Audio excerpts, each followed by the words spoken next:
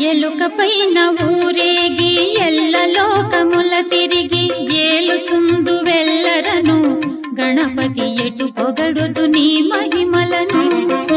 ఎలుక పైన ఊరేగి ఎల్ల లోకముల తిరిగి ఏలుచుందు వెల్లరను గణపతి ఎటు పొగడుదు నీ మహిమలను.